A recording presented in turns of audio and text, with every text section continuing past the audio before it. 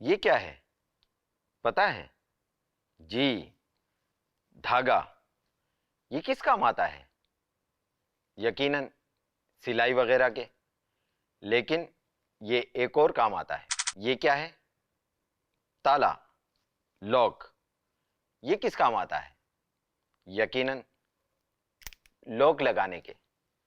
لیکن یہ بھی ایک اور کام آتا ہے. اور یہ کیا ہے؟ بچوں کو پتا ہوگا. جی یہ جھولا ہے، بچوں کا کھلونا. لیکن یہ بھی ایک اور کام آتا ہے.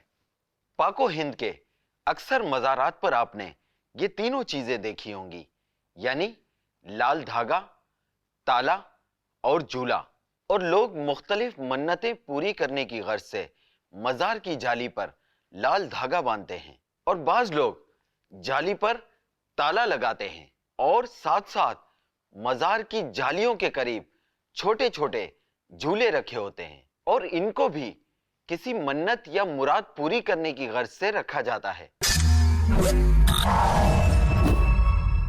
پلیز شیخ، سب سے پہلے تو یہ بتائیے کہ یہ لوگ منتیں کیوں مانتے ہیں، اور یہ کہاں سے ثابت ہے؟ اور لوگ یہ مزارات پر جا کر جالیوں پر دھاگے اور تالے کیوں باندھتے ہیں، اور یہ چھوٹے چھوٹے جھولے رکھنے کی آخر وجہ کیا ہے؟ پلیز شیخ بتائیے، کیا ہے حقیقت، کیا افسانہ؟ خدا جانے ان کی کیا کانسیپٹ ہوتا ہے. البتہ جھولا تو سمجھ میں آتا ہے، یعنی ان مانو کر کے ان کی شاید یہ نیت ہوتی ہوگی کہ اپنے گھر میں جھولا آ جائے. یعنی جو بے اولاد ہوتے ہیں نا، یہ شاید جھولے رکھ کے آتے ہوں گے، اور لوگ اٹھا بھی جاتے ہوں گے اس کو، جھولوں کو. یا مجاور صاحب ہوتے ہوں گے، یہ بیچتے ہوں گے. یا ہو سکتا ہے ایسے مزارات میں جہاں اس طرح کی کمیونٹی رہتی ہوگی، وہاں جھولے بکتے ہوں گے، تو مزار پہ رکھا، یہاں سے مجاور نے اٹھایا، واپس اسٹال پہ آ گیا، پھر بکا تو پھر آ گیا. یوں بھی ہوتا ہوگا. یوں تالوں کا بھی ہوتا ہوگا، چابی کا گچھا رکھتے ہوں گے، تالا کھول کے واپس بک جاتا ہوگا. خدا بہتر ہے. دھاگا کھولنا تو شاید زیادہ مشکل نہیں ہوتا ہوگا، نہ دھاگا اتنا قیمتی بھی نہیں ہوتا ہوگا. یہ لوگوں کے انداز ہے. اللہ پاک عافیت نصیب فرمائے.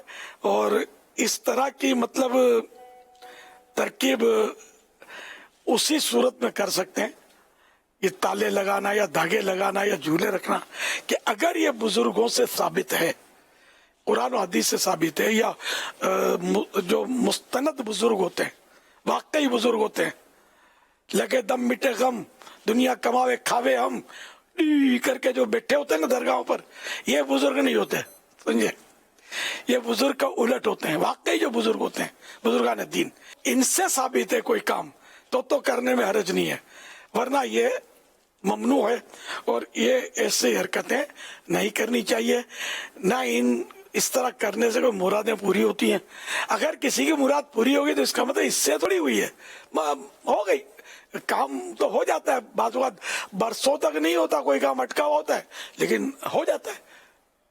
دعا بھی تو مانگتے ہیں نا بندہ، وہ دعا اس کی قبول ہو جاتی ہے. یہ سمجھا کہ وہ دھاگے نے کام کر دیا. اولاد کے لیے دعا کی تھی، تعویذ لیے تھے، بزرگوں کے پاس گئے تھے دعائیں کروانے کے لیے، تو اولاد ہو گئی تھی. یہ سمجھے کہ وہ جھولا رکھا مزار پہ تو میرے گھر میں جھولا آ گیا. تو ایسا نہیں ہے. یہ دھندے نہیں کریں، بلکہ اللہ پاک کی بارگاہ میں دعا کریں. منت وہی واجب ہوتی ہے کہ جو اللہ کے لیے مانی اور اتنی آواز سے مانی کہ اگر کوئی رکاوٹ نہیں تھی تو کان سے سن لیتا. وہ منت واجب ہوگی کہ ان دونوں شرطوں کے ساتھ ساتھ، کہ اس منت کے مطابق جو ہم نے منت مانی، اس کے مطابق کوئی شریعت میں وہ کام واجب بھی ہو. جیسے میرا بیٹا ٹھیک ہو گیا تو میں 12 نفل پڑھوں گا، یہ نیت مانی کسی نے، تو چونکہ نماز کا فرض موجود ہے، اب یہ منت ہوئی واجب، تو اس کا پورا کرنا واجب ہے. پورا نہیں کرے گا تو گناہگار ہوگا. اب یہ نفل جو تھے تو یہ ہیں تو نفل، لیکن اب یہ ان نفلوں کا پڑھنا یہ واجب ہو جائے گا، نہیں پڑھے گا گناہگار ہوگا. تو یہ دھیان رکھنا ہے. باقی رہا یہ مزارات پر منت مانتے ہیں کہ میں مطلب مزار پر دیگ چڑھاؤں گا یا لڈو چڑھاؤں گا، اس طرح کی کوئی تقسیم شیرنی کرتے ہیں، یا کوئی ایسی اچھی منت مزار کے لیے مانی، تو یہ مزار کے لیے جو منت مانی، چونکہ اس طرح کا کوئی شریعت میں واجب عبادت موجود نہیں ہے، تو یہ منت پوری کرنا واجب نہیں ہے۔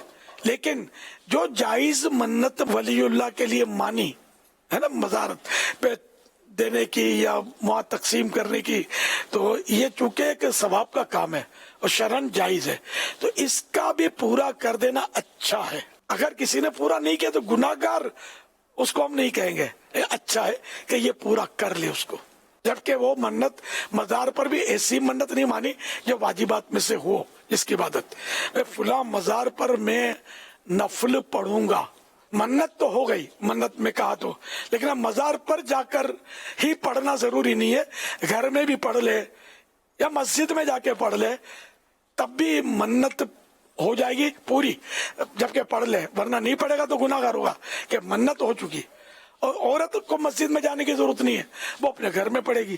صلو علی الحبیب صلی اللہ علی محمد۔